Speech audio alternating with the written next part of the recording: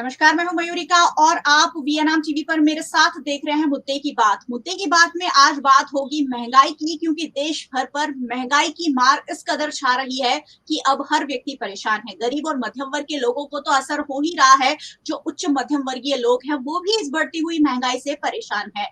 पिछले 10, 15, 20 सालों में महंगाई जिस कदर लगातार आसमान छू रही है, हर घर का बजट बिगड़ गया है। शिक्षा के नाम पर बहुत ज्यादा खर्च हो रहा है, स्वास्थ्य पर बहुत ज्यादा खर्च हो रहा है और उसी के साथ साथ जिस तरह घर के लोगों का बजट बिगड़ रहा है, कहीं ना कहीं आम आदमी एक स्ट्रेस में जीने लगा है। और इस बार महंगाई के जो आंकड़े आए हैं वो तो आरबीआई को भी पीछे छोड़ दे, आरबीआई के अनुमान को भी पीछे छोड़ दे, इस कदर के आए हैं। सबसे पहले एक छोटी सी रिपोर्ट देख लेते हैं और उसके बाद कुछ खास मेहमानों को मेरे साथ जोड़ूंगी और चर्चा करेंगे कि आखिरकार इतनी महंगाई जो बढ़ रही है वो क्यों बढ़ रही है और किस कदर की परेशानियों से लोग जूझ रहे हैं और आखिरकार इन सब की समस्याओं का हल क्या है। सबसे पहले एक छोटी सी रिपोर्ट। जनता को एक बार फिर महंगाई का बड़ा झटका लगा है। अक्टूबर महीने में रिटेल इन्फ्लेशन 6.21% पर पहुंच गई। ये महंगाई का 14 महीनों का उच्चतम स्तर है। इससे पहले ये रिकॉर्ड 2023 के नाम था, जब महंगाई 6.83% के स्तर पर थी। सितंबर 2024 में खराब मौसम और सब्जियों के महंगे होने से रिटेल इन्फ्लेशन बढ़कर 5.49% पर पहुंच गई थी। अक्टूबर में भी खाने पीने की चीजों के दाम में उछाल देखा गया, जिसके चलते महंगाई दर में एक्सपर्ट के अनुमान से भी अधिक उछाल दिखा है। महंगाई के बास्केट में करीब 50% योगदान खाने पीने की चीजों का होता है। रिजर्व बैंक ने अनुमान लगाया था कि चालू वित्तीय वर्ष में महंगाई की दर 4.2% के आसपास रह सकती है। उससे ये दर 2% ज्यादा है। महंगाई फलों, सब्जियों और मीट, मछली और खाने के तेल के दाम मुख्यतः बढ़ने की वजह से महंगाई बढ़ी है। बढ़ती महंगाई का सबसे ज्यादा विपरीत असर मध्यम और गरीब तबकों पर पड़ता है। ये आंकड़े तब आए हैं जब देश के दो प्रमुख राज्य महाराष्ट्र और झारखंड में चुनाव हो रहे हैं। महंगाई के ये आंकड़े राष्ट्रीय सांख्यिकी कार्यालय ने जारी किए हैं। सबसे ज्यादा चिंता की बात यह है कि खाद्य वस्तुओं के दामों में बेतहाशा वृद्धि हुई है, जिससे इसका खुदरा महंगाई सूचकांक बढ़कर 10.87% हो गया है, जो पिछले 14 महीनों में सर्वाधिक है। और इन सारी बातों का सार एक ही है कि आम आदमी का बजट संपूर्ण रूप से बिगड़ गया है। चलिए, आज इस विशेष चर्चा में मेरे साथ जुड़ी हुई है सोशल वर्कर रुझान खंबाता जी। मैम, बहुत बहुत स्वागत है आपका। हमारे साथ वरिष्ठ पत्रकार के रूप में रीना ब्रह्मभट्ट जी जुड़ी हुई है। रीना जी, आपका भी बहुत बहुत स्वागत है। हमारे साथ इकोनॉमिस्ट सीए सिद्धार्थ भट्ट जुड़े हुए हैं और उनसे भी जानेंगे कि आखिरकार ये जो महंगाई बढ़ रही है वो क्यों बढ़ रही है, इनकी वजह क्या है और देश किस कदर किस और आगे बढ़ रहा है। और हमारे साथ होम मेकर के रूप में कृति रावल जुड़ी है, क्योंकि आखिरकार ये जो सारे मसले हैं वो होम मेकर के कोर्ट में ही जाते हैं। जब हम कहते हैं कि महंगाई बढ़ रही है तो सबसे ज्यादा असर होम मेकर को पड़ता है, घर की गृहिणियों को पड़ता है, क्योंकि उन्हें बजट चलाना होता है। आप सभी मेहमानों का बहुत बहुत स्वागत है और सबसे पहले एक छोटी छोटी प्रतिक्रिया ले लेंगे सभी मेहमानों की कि बढ़ती हुई महंगाई पर आप क्या सोच रहे हैं, और उसके बाद सवाल जवाब के दौर को आगे बढ़ाएंगे। सबसे पहले सिद्धार्थ जी के पास चलूंगी, क्योंकि इकोनॉमिस्ट है, उनसे जानेंगे कि सर आखिरकार ये जो बढ़ती हुई महंगाई है उस पर आपकी प्रतिक्रिया क्या है। सिद्धार्थ जी। जो महंगाई है वो भारतवर्ष में सदियों से चली आई हुई परंपरा है। अगर हम इतिहास में झोंक कर देखें तो पता चल रहा है कि during the tenure of Maurya, तो मौर्य के शासन में भी महंगाई थी, लेकिन तब वहां पे चाणक्य था, तो चाणक्य के हिसाब से महंगाई कंट्रोल में आई। उसके बाद आ गए मुगल आए। मुगल के समय, औरंगजेब के समय पे दिल्ली में भी बहुत भारी महंगाई थी और हमारे देश को लूट लिया था। उसके बाद आए अंग्रेज। अंग्रेज ने भी हमको महंगाई की गिफ्ट दी, वो तो चले गए लेकिन महंगाई छोड़कर गए। और उसके बाद हमारे देसी अंग्रेज आए, तो देसी अंग्रेज ने भी महंगाई की गिफ्ट हमें दे रहे हैं और वो मजे कर रहे हैं।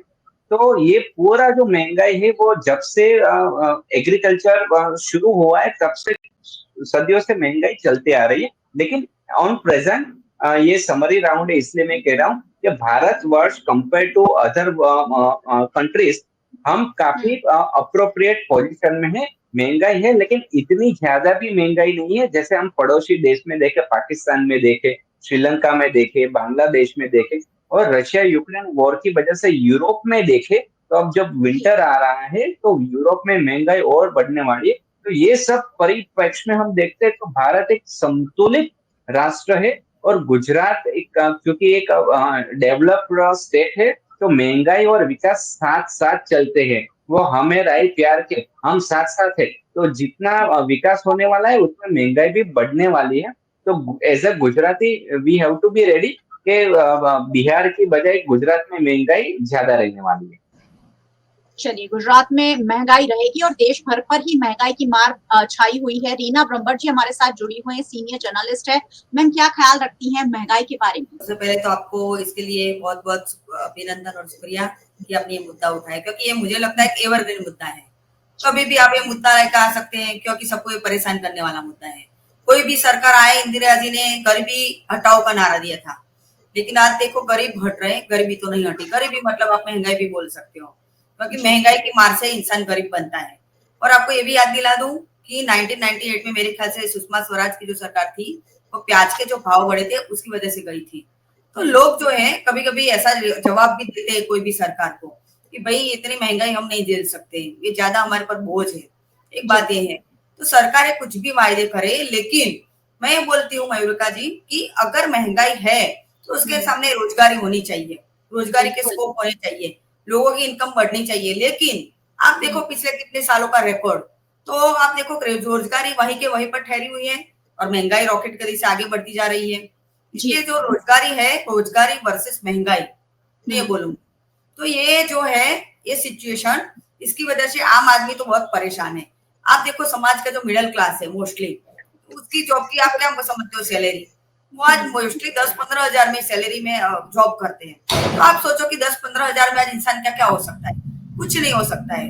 लेकिन दूध अगर लेने जाओ तो भी 3-4-5 हजार तो हो ही जाता है, बिल्कुल नॉर्मल लाओ आप, ज्यादा नहीं लाओ तो भी। सब्जी का जो खर्चे वो अलग, फल फ्रूट की तो बात ही नहीं की जा सकती। मतलब कि जो मिडिल क्लास की थाली है वो आज भी आधी भरी हुई है, मैं तो ये मानती हूँ। तो फिर हम इसके साथ आप कहीं ना कहीं जोड़े तो पोषण का मुद्दा आता है कि भाई कुपोषित है समाज, तो बोलो समाज को सीधी बात है कि पूरा खाना ही नहीं मिल रहा है तो कुपोषित तो रहेगा ही रहेगा। और ऊपर से जो मिलावट है वो तो अलग मुद्दा है। तो ये सब जुड़े हुए मुद्दे कहीं ना कहीं है जो जिससे आम आदमी बहुत ही परेशान है। और अब के बार के जो लोकसभा इलेक्शन था तब मैंने, क्योंकि मैं भी एक हिंदी चैनल पे थी, तो वो लोग राय ले रहे थे संवाददाता, तो वो सब यही बोल रहे थे कि हमको महंगाई बहुत परेशान करती है, सरकार ने इसमें कुछ भी नहीं किया है।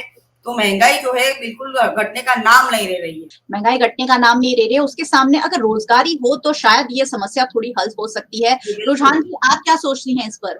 मैम, मुझे एक स्लोगन याद आ रहा है, बहुत हुई महंगाई की मार अब की बार। आप सबको भी याद होगा। तो हम लोग तो यही सोचे बहुत हुई महंगाई की मार, अब ये महंगाई खत्म हो जाएगी। लेकिन मैडम सच्चाई तो अब आपके सामने पड़ी है, हमारे सबके सामने पड़ी है कि वो स्लोगन ही था, वोट बटाने का वो था। और अब हमारे इकोनॉमिस्ट सर बोल रहे हैं कि भाई विकास के साथ महंगाई तो आती है। मेरे को ये समझ नहीं आया कि ये किसने सिखाया कि विकास के साथ महंगाई आती है। विकास के साथ देवा बढ़ता है, मैंने ये देखा है अपने अपने इंडिया में, विकास के साथ देवा बढ़ता है और दिखाया जाता है कि विकास का देवा है, लेकिन सत्य में वो नहीं होता है। कभी मैंने ये नहीं सोचा कि विकास के साथ महंगाई आती है, क्योंकि अगर आप विकास करोगे तो बट नेचुरल है कि आपकी परचेस पावर बढ़ेगी। और मैं तो इकोनॉमिस्ट नहीं हूँ, अपने तो आम आदमी है, सॉरी नॉर्मल आदमी है, लेकिन मेरे को इतना पता है कि विकास होगा तो परचेस पावर गरीबों का भी बढ़ेगा, सबका, मिडिल क्लास का भी बढ़ेगा, सबका परचेस पावर बढ़ता है, यानी हाथ में पैसे आता है और वो खर्चा कर सकते हैं। इसलिए ये थोड़ा सेट नहीं हुआ, इसलिए इसको भी वो अभी इकोनॉमिक्स सही समझाएंगे, क्योंकि अपने तो क्या है, अपने तो आम आदमी है, हमको तो यही समझ आता है महंगाई की मार और व्हाटएवर। अब आपको दूसरी बात बता दूं मैडम, मैं बहुत इंपॉर्टेंट बात है कि मुझे अभी याद है, एग्जाम्पल के साथ दे, सितंबर के आसपास में ये फेस्टिवल सीजन, अपनी दिवाली वाली आने वाली थी, तो फूड इंडस्ट्री के फूड डिपार्टमेंट ने, गवर्नमेंट में, सेंट्रल की बात कर रही हूँ, उन्होंने सब फूड वालों को, उनकी एसोसिएशन बोल दिया, देखो भाई त्योहार आ रहा है, कोई भाव नहीं बढ़ाएगा, तेल का भाव नहीं बढ़ाएगा, फेस्टिव सीजन है, फेंकना पूछना। लेकिन उन्होंने तो भाव बढ़ाया। तो फिर और फिर पता पूछा कि भाई तो बेचारी इंडस्ट्री बोल रही है कि भाई जब हमारे खुद के पाम ऑयल भाव, सोया ऑयल, ये सब भाव तुम आकर की अपनी इंडियन फूड इंडस्ट्री ज्यादातर फ्राइंग में और उसमें है, तेल में होता है, आपको पता है। तो वो बोले कि भाई हमको तो, हमारे पास तो चॉइस नहीं था, 25% भाव तो आपने इम्पोर्ट ड्यूटी पे बढ़ा दी, तो हम क्या करेंगे। और जो वर्ल्ड ओवर में भाव, जो सोया का, पाम ऑयल का, सबका भाव बढ़ा, तो हमको तो यहाँ भाव बढ़ाना ही पड़ता है। इसलिए आप madam, you would be surprise, but सिर्फ ये सितंबर में palm oil is the maximum, जो फरसान में ज्यादातर पाम ऑयल यूज होता है।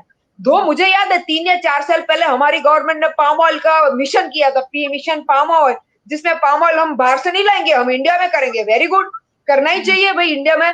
लेकिन हुआ क्या कि भाई पाम ऑयल का पता नहीं क्या हुआ, क्योंकि आज की तारीख में पाम ऑयल जो सितंबर में 100 रुपए में मिल रहा था मैडम, अक्टूबर में 137 रुपीज में मिल रहा है, यानी 37% पाम ऑयल का भाव बढ़ गया है। और सारे फरसान में वही यूज होता है। तो कहने का मतलब क्या है कि हमारी गवर्नमेंट दोगली बात करती है। एक बाजू बेचारे फूड वालों को कहती है कि भाई तुम भाव मत बढ़ाना, और दूसरी बाजू वो इम्पोर्ट ड्यूटी 20 से 25% बढ़ा देती है। तो आप मैडम समझो प्रॉब्लम कहाँ है। प्रॉब्लम ये है कि इसीलिए महंगाई हो रही है, कोई विकास के कारण महंगाई नहीं हो रही है मैडम। ये पॉइंट। दूसरा पॉइंट, करप्शन के लिए महंगाई बढ़ रही है मैडम, वो मैं आपको नेक्स्ट पॉइंट में बताऊंगी। तो कहने का ही रिजल्ट ये मैडम कि जो फूड इन्फ्लेशन, क्योंकि फूड इन्फ्लेशन और रिटेल इन्फ्लेशन, ये दो चीज है जो आप और मेरे को टच करेगी।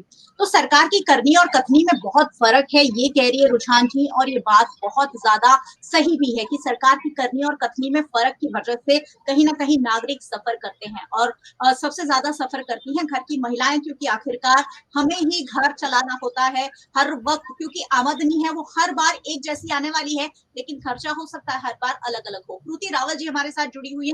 कृति जी, क्या प्रतिक्रिया है आपकी, क्या राय है, जब महंगाई बढ़ती है, सब कुछ इतना महंगा होता जा रहा है, कितना बजट गड़बड़ाता है?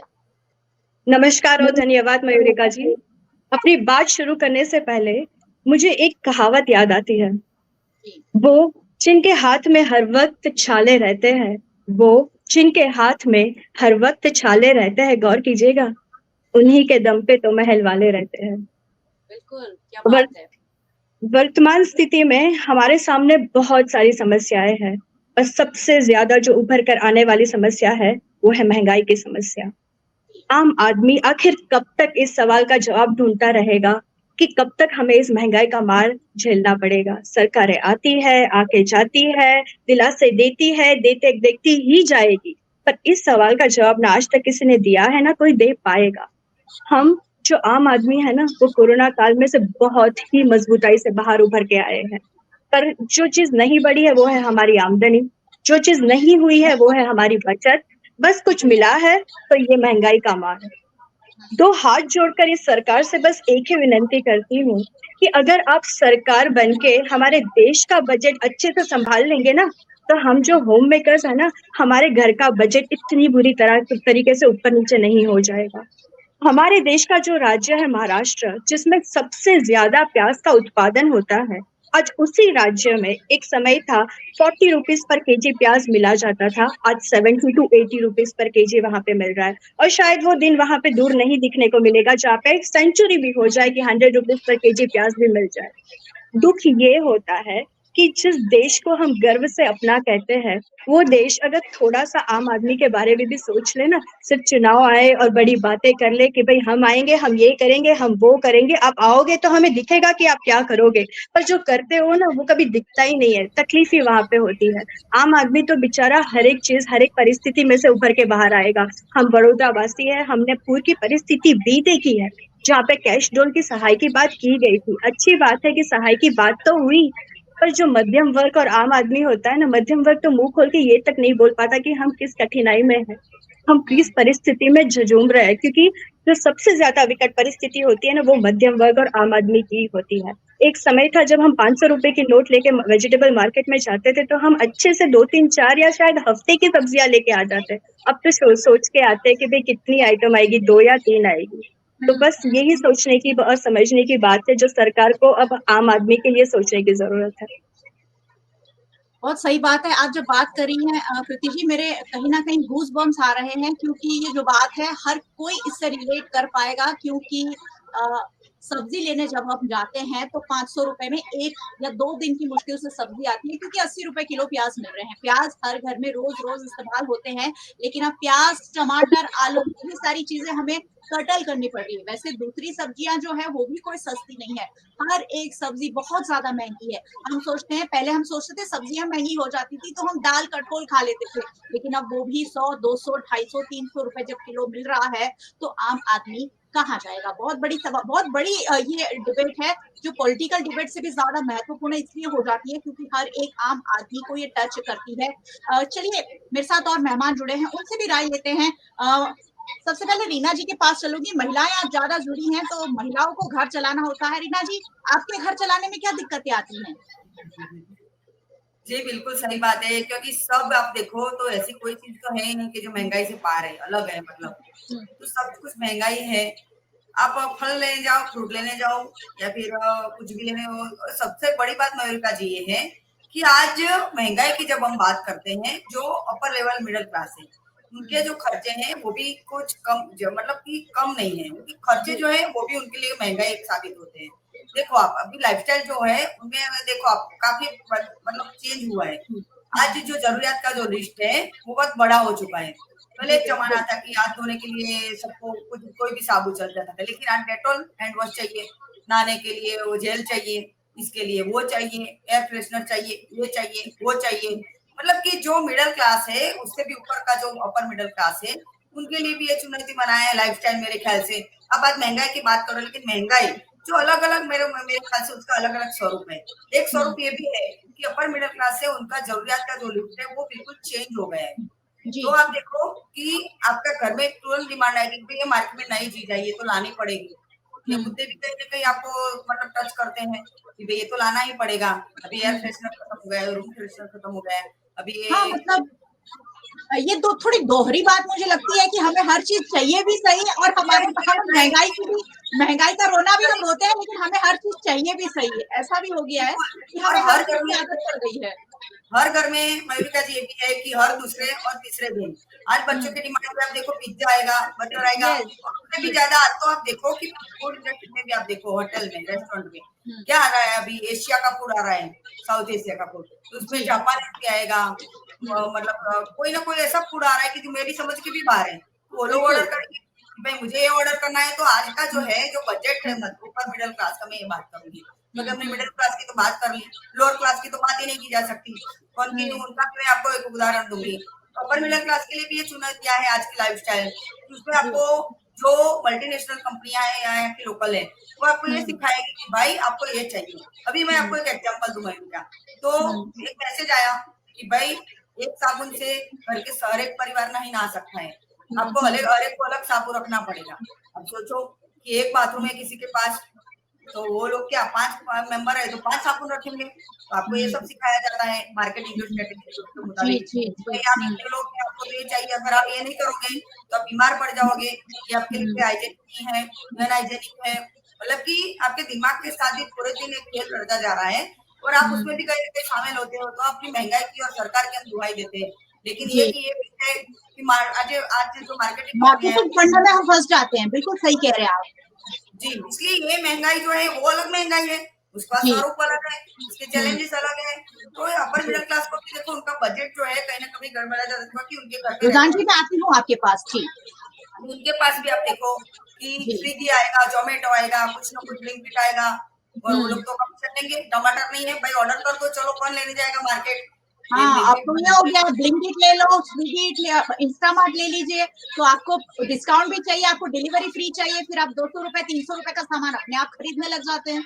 ये सब भी एक अहम मुद्दा बना हुआ है आज के दौर पे, क्योंकि लाइफस्टाइल जो है उससे जुड़ा हुआ मुद्दा है। और आप देखो मिडिल क्लास की भी आप बात करोगे, लेकिन उनको भी कहीं ना कहीं आप देखो सैटरडे है, संडे है तो होटल पे तो जाना ही है, जी, रेस्टोरेंट पे तो बिल्कुल। जाना है। तो ये भी मुद्दे बने हुए हैं आज कहीं ना कहीं जी, जी, लाइफस्टाइल में जो बिल्कुल। चैलेंजेस आए, बदलाव आए हैं, हर एक के लिए कहीं ना कहीं कोई समस्या भी खड़ा कर रहा है।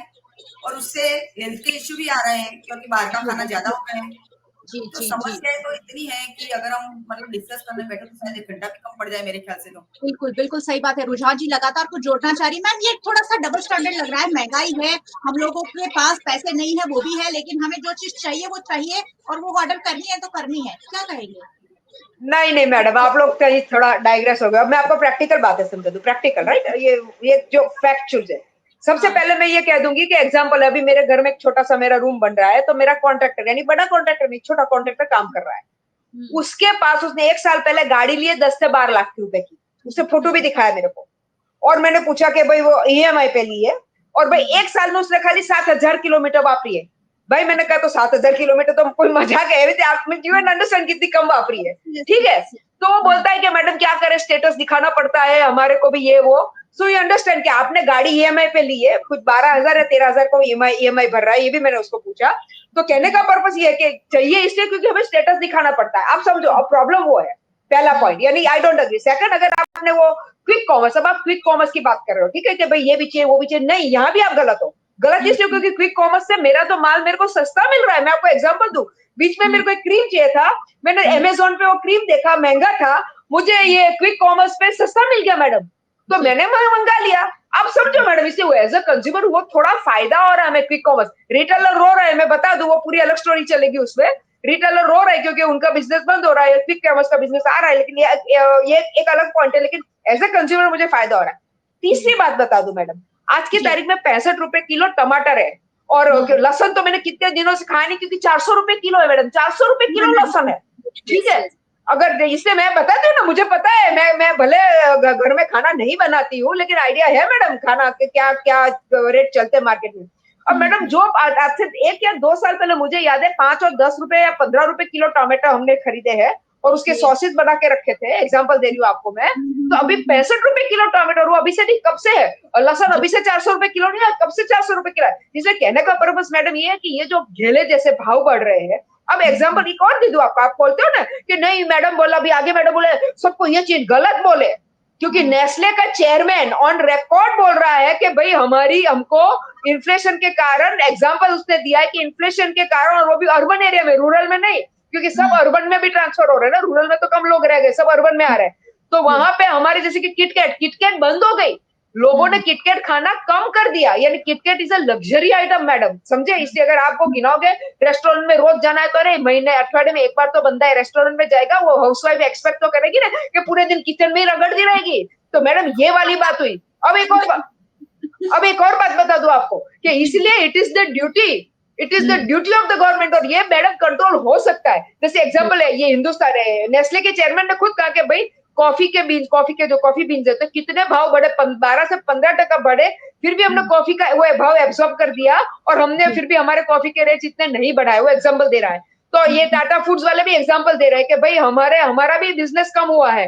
कहने का पर्पस क्या है, क्योंकि लोगों का परचेस पावर कम हुआ है। अब तीसरी बात जो इंपॉर्टेंट है कि मैं करप्शन की बात जो लास्ट टाइम आपको बता रही लास्ट पॉइंट पे कहना चाहती थी, मुझे अभी भी याद है मैं किस लिए करप्शन के पीछे पड़ी हूँ, क्योंकि मैडम एग्जांपल है, क्योंकि ये पीनट ऑयल, मूंगफली का तेल जो बढ़ता है ना, ग्राउंडनट ऑयल के भाव 4%, 5%, 10%, उसके बारे में कहना है कि हमारा गुजरात हमारे गुजरात में पीनट बहुत बहुत ज्यादा उगता है, बरोबर है। तो हमारे जो फार्मर्स, उनको रेट नहीं मिलता है, तो गवर्नमेंट उनसे थोक में वो रेट एक थोक में ले लेती है पीनट। अब आप देखना, अभी तो 2-3 साल पहले की बात है, अभी की बात नहीं, लेकिन बता रही हूँ, फिर क्या हुआ वो तो पता नहीं है, लेकिन 2-3 या 3-4 साल पहले की बात है कि गवर्नमेंट के जो पीनट खरीदते तो वो गोडाउन में आग लग जाते। एवरी टाइम पीनट के गोडाउन में आग लगेगी, वो दूसरे भी गोडाउन में लगती होगी, लेकिन मेरा ध्यान थोड़ा इस पे अभी बता रही हूँ इसलिए। तो पीनट के गोडाउन में आग लग जाए, इसलिए साला पता ही नहीं चला पीनट खरीदा क्या आया, के क्या आया, धूल आई के पीनट आया और आग लग गई, तो बस सब बट्टे खाते हो गया। आप समझे ना, अकाउंट में सारा बट्टे खाते हो गया। यार इसे कहने का पर्पस ये करप्शन वाला फंडा समझ रहे हो, या हर कोई यहाँ सुन रहा है समझ रहा है क्या मैं कहने की कोशिश कर रही हूँ। तो कहने का पर्पस मैडम ये है कि अगर हम इसको भी कंट्रोल में ले लेंगे तो उससे बहुत फायदा हो सकता है। इसलिए ऐसा नहीं है, हमारा देश तो सोने की चिड़िया है, मैं तो बोलती हूँ कि हमारा देश सोने की चिड़िया है, लेकिन हमारे देश में सोने की चिड़िया के साथ लुटेरे बैठे हैं जो हमारे सोने की चिड़िया को लूट लेती है, और फिर आप और मेरे जैसे आम आदमी को उसका फायदा नहीं होता है, उसका फायदा तो नहीं होता, उसका जो भी हो नहीं मिलता है जी। ये बहुत बड़ी बात है कि जरूर सरकार को इस पर कोई ना कोई ठोस कदम उठाने चाहिए जब महंगाई बढ़ रही है। और इस पे कहा जा रहा है कि जब से अमेरिका में ट्रंप सरकार का चयन हुआ है, कुछ ना कुछ शेयर बाजार डाउन हो रहा है, रुपया सबसे नीचे चला गया है, सोने चांदी के दाम कम हो रहे हैं, क्रूड ऑयल के दाम कम हो रहे हैं। हमारे साथ इकोनॉमिस्ट सीए सिद्धार्थ भाई जुड़े हुए हैं, उनसे जानेंगे कि आखिरकार देश किस ओर जा रहा है। आने वाले समय में क्या हम मंदी की ओर जाने वाले हैं? आने वाले कुछ महीने क्या देश के लिए क्रूशल साबित हो सकते हैं?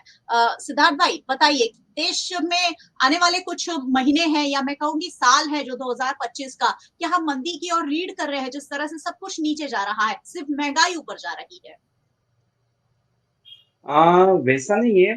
ये 21वीं सदी भारत देश की सदी है और भारत एक मजबूत परिस्थिति में है। अगर हम पूरे विश्व की परिकल्पना करते हैं तो अमेरिका में जो नई सरकार आई है तो भारत के और मोदी और ट्रम्प के अच्छे इक्वेशन है, रिलेशन है।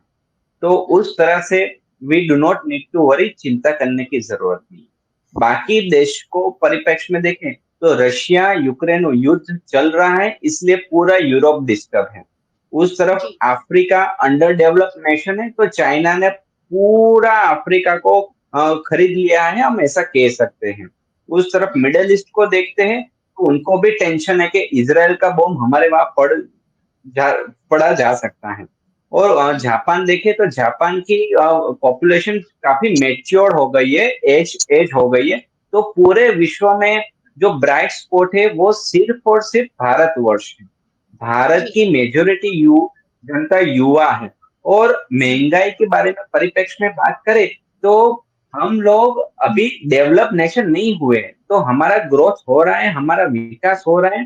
तो विकास के लिए महंगाई जरूरी है। कितनी प्रतिशत महंगाई? 4 से 6% महंगाई जरूरी है। अगर 10-12% हो जाती है तो वो अच्छी बात नहीं है। लेकिन जो फ्रूट्स एंड वेजिटेबल्स में महंगाई है वो टेम्पररी महंगाई है। विंटर में जैसे ही एनवायरनमेंट स्टेबल हो जाएगा, क्लाइमेटिक कंडीशन ओके हो जाएगी, तो वापस से सब्जी के दाम गिरने वाले हैं। और रही बात जो ओवरऑल महंगाई है तो 6% इज ओके। आरबीआई ने भी कहा है कि 4% से 2% ऊपर या नीचे टॉलरेबल है। तो भारत की कंडीशन एज फार एज महंगाई इज कंसर्न वो टॉलरेबल है कंपेयर टू अदर नेशन। और भारत पूरा एक लोकशाही देश है और जितने राज्य है ना वो सभी एक अपने आप में देश है। तो सबकी कंडीशन परिस्थितियां अलग अलग रहती है। तो अगर हम विकास करना चाहते हैं तो महंगाई is a condition for the growth. China का भी जब डेवलपिंग स्टेट था तो उसमें भी ग्रोथ के लिए महंगाई आवश्यक थी। जब यूएस में भी ग्रोथ हो रहा था, यूरोप में ग्रोथ हो रहा था, जापान का ग्रोथ हो रहा था, तो वो पैरेलल चलते थे कि जीडीपी का ग्रोथ 7-8% हो तो महंगाई 4-5% या 3.5% होनी चाहिए। अगर जापान में आप देखोगे तो डिफ्लेशन हो रहा है, वहां महंगाई घट रही है, रेट ऑफ इंटरेस्ट माइनस में है। कि अगर हम यहाँ पे बैंक में एफडी रखते हैं तो हमें 6-7% रेट ऑफ इंटरेस्ट मिल रहा है। जापान में अगर आप पैसे रखोगे ना तो हमको बैंक को इंटरेस्ट देना पड़ेगा। इसलिए महंगाई क्यों जरूरी, लेकिन रिजनेबल महंगाई होनी चाहिए। आप कह रहे और हैं कि एज हमें फार एज तभी अदर कमोडिटीज कंसर्न तो सर आप ये कहना चाह रहे हैं कि हम तभी विकास कर पाएंगे जब सरकार जो है नागरिकों से पैसे लेगी, आप ऐसा कहना चाह रहे हैं? जबकि ये सरकार उसी स्लोगन के साथ आई थी जो स्लोगन रुझान जी ने बताया कि अब की बार बहुत हुई महंगाई की बार, अब की बार मोदी सरकार इसी नारे को लेकर देश में अपने आप को प्रोजेक्ट किया था कि हम आकर महंगाई घटा देंगे, सब कुछ अच्छा कर देंगे, ठीक कर देंगे। लेकिन आप कह रहे हैं कि महंगाई जरूरी है, तभी हम ग्रो कर पाएंगे और तभी हम विश्व की बड़ी इकोनॉमी बन पाएंगे। लेकिन सरकार ऐसा कभी कुछ नहीं कहती है। ये इकोनॉमिक फंडामेंटल है। अब सरकार इसलिए नहीं कहती कि वो पॉलिटिकल स्टेटमेंट हो जाता है, लेकिन सरकार को पैसे चाहिए। जीएसटी का कलेक्शन बढ़ रहा है तो वो पैसे कहाँ पर यूज हो रहे हैं? हमारे इंफ्रास्ट्रक्चर में यूज हो रहा है। दूसरा बात ये है कि जैसे इंफ्रास्ट्रक्चर बढ़ेगा तो लोगों का बिजनेस करने की ईज ऑफ डूइंग बिजनेस होगा। ईज ऑफ डूइंग बिजनेस होगा तो और भी लोग एंटरप्रेन्योर बनेंगे। और ये पूरा महंगाई का मसला है ना वो डिमांड एंड सप्लाई के ऊपर आधारित है। डिमांड ज्यादा हो और सप्लाई कम हो तो प्राइस इन्फ्लेशन होने वाला है। अगर डिमांड कम हो और सप्लाई ज्यादा हो तो मंदी आती है। तो वही परिस्थिति शेयर बाजार में भी होती है, क्या डिमांड है क्या सप्लाई है। एग्रीकल्चर में भी क्या डिमांड है सप्लाई है। अगर हम कई बार देखते हैं कि इस दफा खेडूतों को, फार्मर्स को मूंगफली का दाम अच्छा नहीं मिल रहा है, क्योंकि सभी फार्मर ने मूंगफली बनाई है, तो सभी बेचने जाएंगे तो डिमांड तो उतनी है, सप्लाई बढ़ गई है, तो उनको ज्यादा आमदनी नहीं होगी। तो हमारे इकोनॉमिक पैरामीटर को और भी अवेयरनेस क्रिएट करने की जरूरत है। और यहाँ पर 4 शक्तियां बैठी है, तो मैं तो एक छोटा इंसान हूँ। तो जो इकोनॉमिक फंडामेंटल है, जब तक ग्रास रूट लेवल पर नहीं जाएगा, तब तक हमको ऐसा ही लगेगा कि सरकार कुछ नहीं कर रही है। लेकिन सरकार बहुत कुछ करती है, लेकिन कुछ बातें सरकार के कंट्रोल में भी नहीं होती है। करप्शन कंट्रोल होना चाहिए, लेकिन सरकार की पॉलिसी है, विजिलेंस कमीशन है, लेकिन जो बाबू लोग करप्शन करते हैं तो उनके पास ब्लैक मनी बहुत आ जाता है। ब्लैक मनी आ जाता है, क्रूड मतलब दाम वो लगातार अब जो चाहे वो सरकार पेट्रोल डीजल के दाम बिल्कुल नहीं घटा रही है। आप कैसी बात कर रहे हैं, मेरी समझ से थोड़ा सा परे हैं। चलिए कृति जी के पास मैं अब चलती हूँ, कृति जी भी वेट कर रही हैं। कृति जी, घर के बजट की बात हो रही है, क्या क्या कर्टेल करना पड़ता है एक होम मेकर को कि चलो अब ये नहीं लाना है, चलेगा चला लेंगे, या क्या किस तरीके का एडजस्टमेंट एक गृहिणी करती है घर में? मयूरिका जी, अगर एक ग्राउंड रियलिटी पे आ जाओ तो हम हर एक देशवासी को गर्व है, क्योंकि हम हमारे देश को न सिर्फ देश के तरीके से देखते हैं पर एक परिवार की तरीके से देखते हैं। तो जब परिवार चलाने की बात आती है तो अब ये दिन आ चुके हैं कि हमें सोचकर सूझ-बूझ के घर चलाना पड़ता है कि भाई अगर ये चीज लेने गए तो इसका बजट क्या रहेगा, अगर इसमें ज्यादा चला गया तो कहाँ पे कॉस्ट कटिंग होगी। तो अगर हम परिवार चलाने के लिए इतना सोचते हैं तो हमारे देश के जो इकोनॉमिस्ट है, माना कि है हमारे देश में होगी तकलीफ, मैं ये नहीं बोल रही हूँ कि नहीं होगी, पर हम परिवार है। अगर आप डंके की चोट पे ये बताते हो कि भाई हमारा इन्फ्लेशन होने का रीजंस है ये वगैरह, इकोनॉमिस्ट ने बोला है कि नवंबर दिसंबर तक सब सेटल हो जाएगा, पर एक आम आदमी को आपके ये स्टैटिस्टिक्स समझ में आते हैं क्या?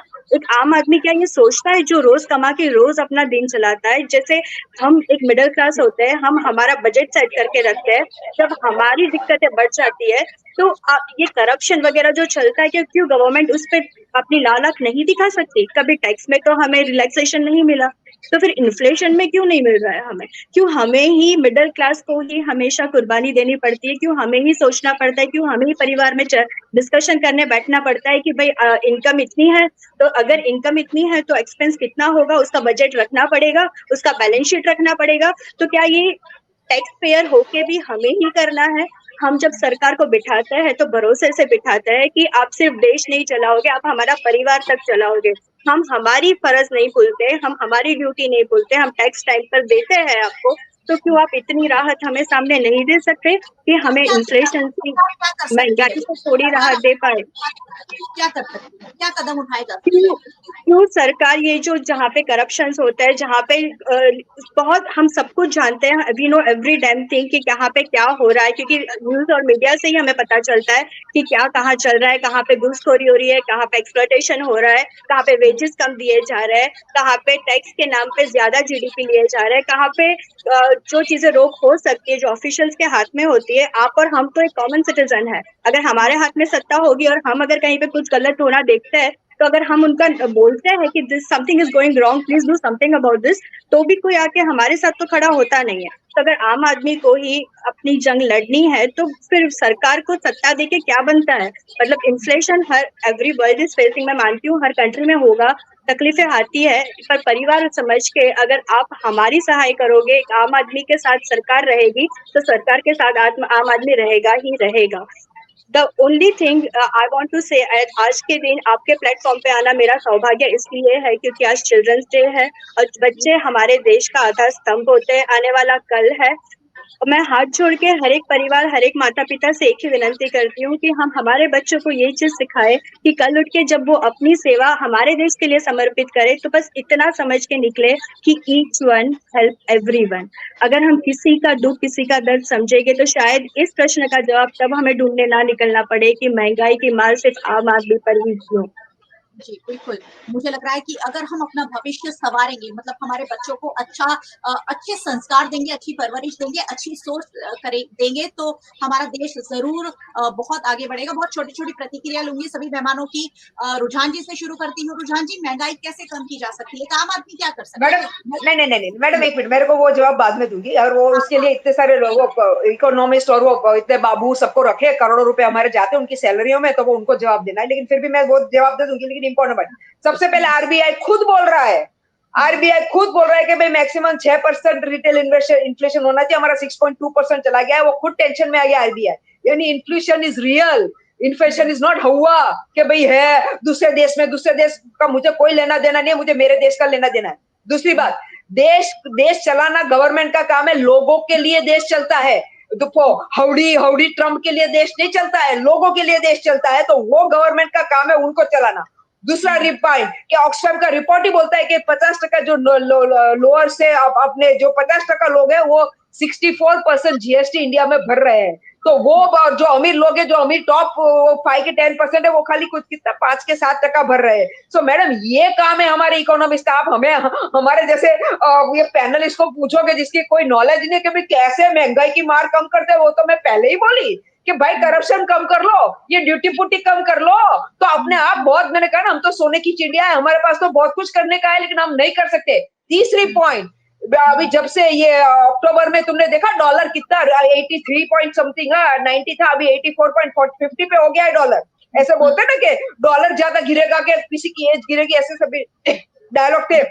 अभी तो डॉलर फट गया है, वो हालत है। चौथी पॉइंट सुन लो, रशिया यूक्रेन वॉर के लिए हमने रशिया से ढगला ऑयल ले लिया, क्योंकि यूरोप ले नहीं सकता था, तो हमको ऑयल मिल गया। तो हमका वो बेनिफिट कितने गए हो? हमको जो बेनिफिट मिला कि हमने सस्ते में ऑयल लेके यूरोप में बेच दिया, क्योंकि वो तो उनके पास भी चॉइस नहीं था, तो उसको हमने बेच दिया, तो हमको तो फायदा हुआ। तो वो ऑयल का फायदा किसको मिला? इसलिए मैडम कहने का पर्पस ये है, कि अगर यही सब लूप होल्स हम सॉल्व कर देंगे तो कोई किसी को कोई टेंशन, हमारे जैसे को बोलने की जरूरत भी नहीं है, और इकोनॉमिक्स को ज्यादा बुद्धि चलाने की भी जरूरत नहीं है। ये मेन रीजन है। जी मैम। जी। रीना जी, एक छोटी-सी प्रतिक्रिया, महँगाई घटाने में कैसे सरकार कुछ कर सकती है? आम नागरिक क्या कर सकते हैं? कैसे महँगाई की ये जो मार है, उससे बचा जा सकता है? क्योंकि आजकल हम ईएमआई पे जीने वाले लोग हैं। ज़्यादातर लोगों के पास ईएमआईज़ का बोझा है ही है और उसके ऊपर ये महँगाई हावी हो जाती है मैम। छोटी-सी प्रतिक्रिया। छोटी सी तो कमी पड़ जाएगी, लेकिन एक बात है कि रुद्रा जी ने जो बोला मैं सहमत हूँ कि हमारा जो टैक्स है, हम लोग समझते हैं डायरेक्ट टैक्स की बात करते हैं, लेकिन इनडायरेक्ट टैक्स में तो आप एक 50 पैसे की चीज लोगे ना, तो भी आप उसके ऊपर टैक्स पे करते हो। इसलिए ये बात गलत है कि अगर सरकार डीजल पेट्रोल पे जो है, आप देखो उस पर जीएसटी पे इंक्लूड नहीं किया है, क्योंकि उस पर अलग अलग कर लगाते हैं, जो टैक्सेशन लगाते हैं, वो किसी को भी मालूम नहीं होता है क्या क्या टैक्स देने पड़ते हैं। तो ये ट्रांसपोर्टेशन से लेकर सब कुछ इसकी वजह से क्या इजी हो जाएगा, और इजी हो जाएगा तो महंगाई कहीं ना कहीं तो वो बोलते हैं कंट्रोल पे आएगी। दूसरी बात मैं आपको बताऊं कि आप जो टमाटर खेडूत को 2 रुपये मिलते हैं, आपको 40 या 60 रुपए मिलते हैं, तो वो खेडूत को क्यों 2 रुपये में ही मिलते हैं और आपको 40 रुपए क्यों मिलते हैं? तो बीच वाला कौन खाचा ज्यादा है? तो बिचौलिए जो है हर जगह पर, उनको भी कहीं ना कहीं हटाने का सरकार पर कहीं ना कहीं दबाव मुझे लगता है होना चाहिए, क्योंकि सरकार पर दबाव नहीं है इसलिए कि वोटर्स है वो अजय आज देखो आपका जो मतदान हुआ, जातिगत हम बोलते हैं कि कहीं ना कहीं हमारा आज भी जाति धर्म ये सब में हम बटे हुए हैं। तो हमको ये सब पूछना चाहिए कि भाई महंगाई क्यों नहीं हट रही है?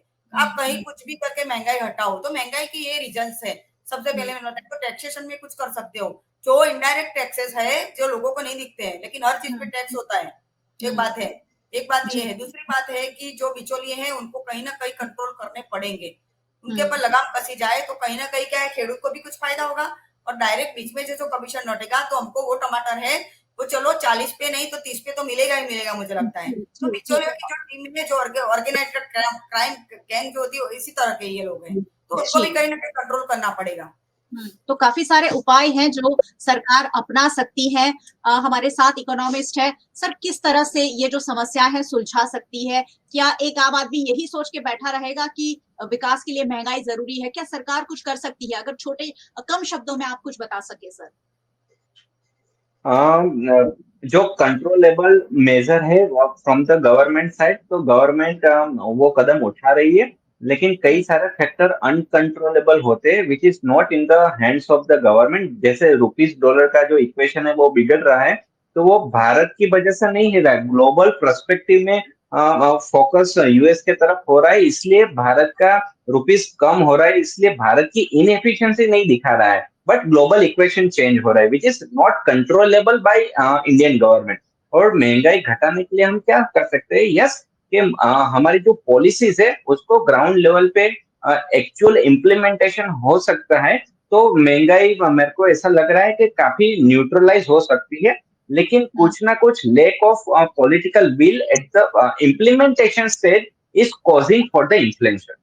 जी, बिल्कुल। आपने सही नब्ज़ अब पकड़ी कि कहीं न कहीं सरकार चाहे तो बहुत कुछ हो सकती है। रुझान जी, मुझे लगता है कि बहुत कुछ उनके दिल में है। मैम नहीं नहीं, बताइए। मैं बोलने दो प्लीज। ये सर बोल रहे हैं कि डॉलर रेट बढ़ रहा है क्योंकि हमारा कंट्रोल नहीं है, इंडिया का कंट्रोल है। तो सर जब 2012 या 11 में भी जब डॉलर रेट बढ़ रहा था, तब तो डायलॉग बन रहे थे, सब बोल रहे थे कि हाँ हाय हाय, भारत की गवर्नमेंट को चलाना नहीं आता है इसलिए बढ़ रहा है रेट। तो तब यानी सर मेरे को मैडम प्रॉब्लम ये दोगलेपन से ही मेरे को लाइफ में प्रॉब्लम है कि जो सत्य है तो सत्य है, तो अग्री करती हूँ। तो आप आपके फायदे के लिए आपको वोट चाहिए तो आप तब अलग स्टोरी करते हो, और अब आप अलग स्टोरी करते हो कि भाई डॉलर का रेट क्यों बढ़ रहा है, ग्लोबल ग्लोबल।